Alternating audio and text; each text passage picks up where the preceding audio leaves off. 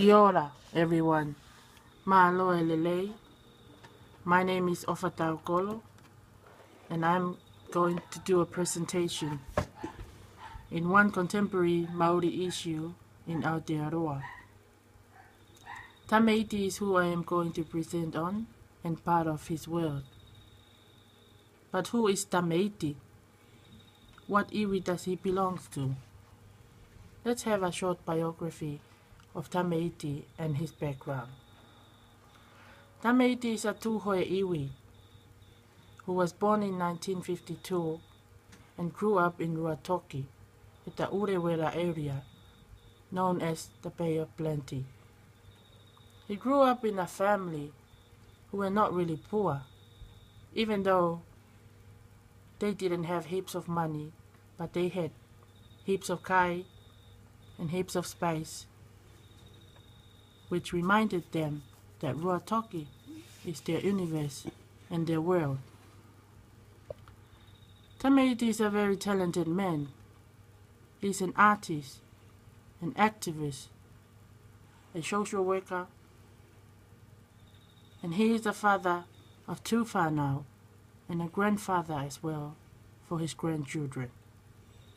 He is a very brave man who is proud being a Māori and also proud being a Tūhoe.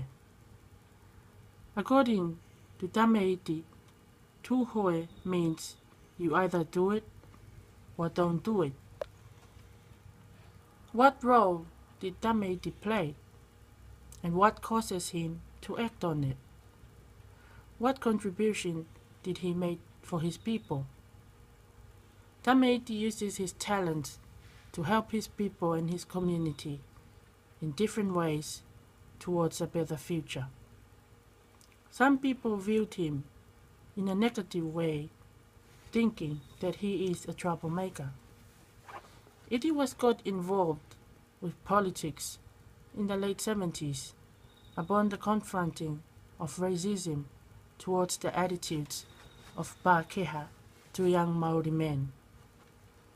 He promoted the awareness of the Tūhoe iwi and to maintain their rangatiratanga. He was aware of their language and their iwi, the population, the environment, their land, for the next generation, for that is who they are and their mana. Tame Iti worked tirelessly for his people through community radio, and so as dealing with the community problems. He focused on Tūhoe in a new exhibition.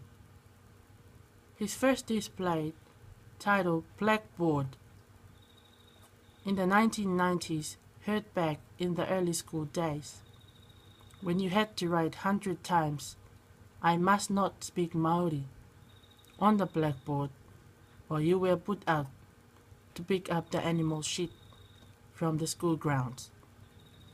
Because Te Reo Māori was forbidden in the school compound during that time.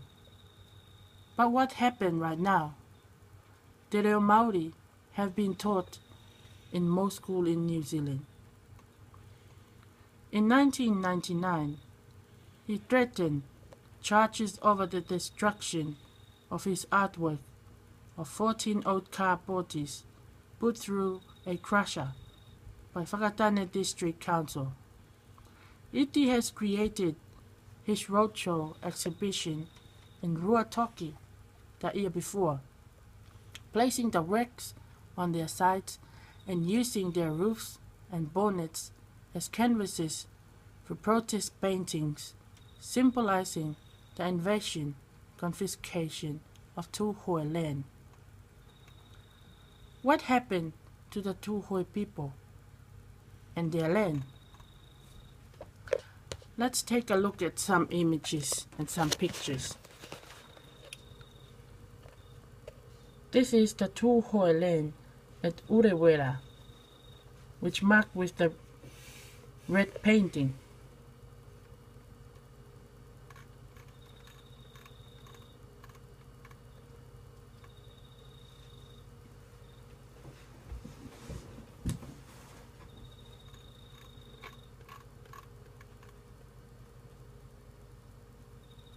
This is the Ruatoki community.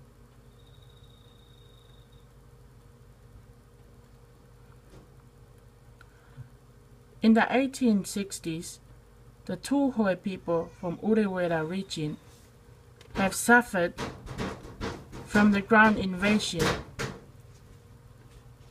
and persecution. They were blamed for committing a crime under the 1867 settlement.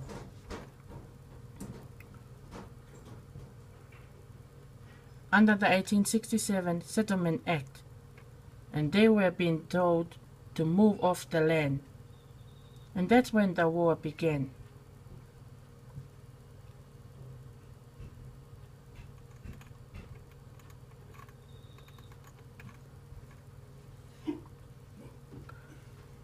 In January the 16th of 2005, a Waitangi tribunal hearing has been called.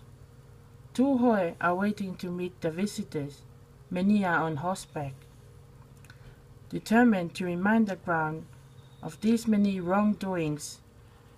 Tūhoe have come out in force. Tame Iti, for a reason, stepped up with his gun and shot the New Zealand flag. He did this for a reason by saying, "We wanted them to feel the heat and smoke and Tūhoe outrage and disgust at the way we have been treated for 200 years. This story reminds me of what happened in Tonga in November 16, 2006.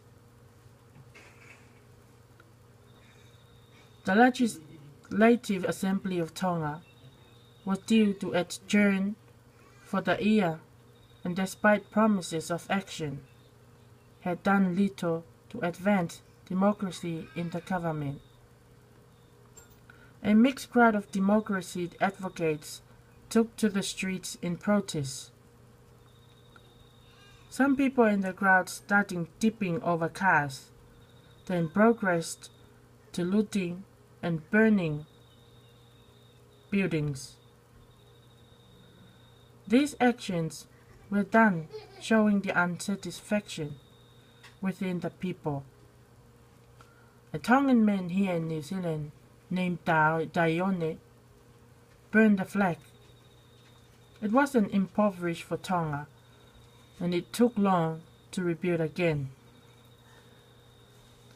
The leader of the democracy those days is now the present Prime Minister of Tonga. Tame Iti was well aware of what he was doing.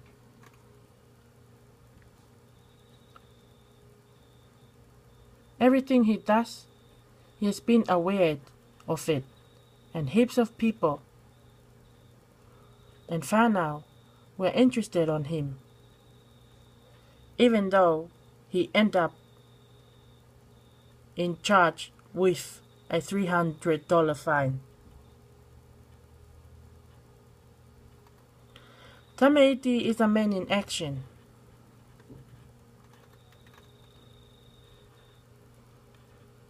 Who is easily known by the moko on his face, or the man behind the moko. He said that the moko describes Maori identity as whakapapa. If you look in this picture, all medias are surrounding,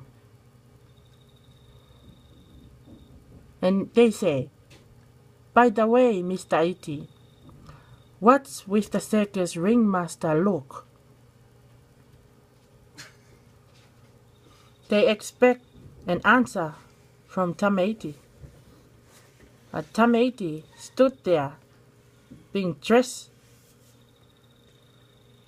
in European clothes, answering, "I'll let you guys figure that out." As one of Tame Iti's statements, he asked, "How is it and what does Tuhoi now look like? What shape or form?"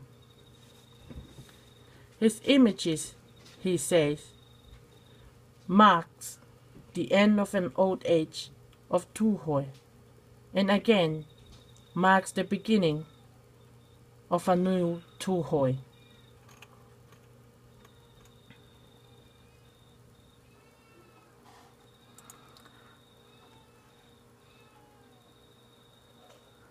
I am going to sing a song.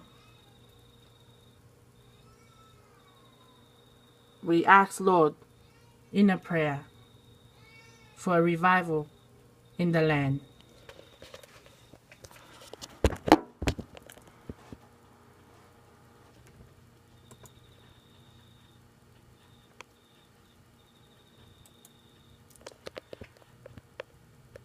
E ki oku mau kole kia koe ke a whio mai.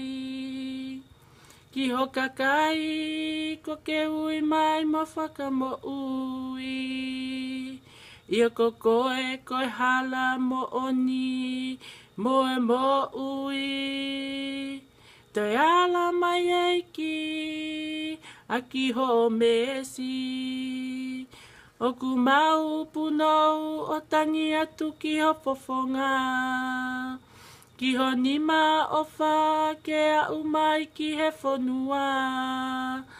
Io ko koe hala mo oni mo e mo ui. Te ala mai eiki a ki ho mesi.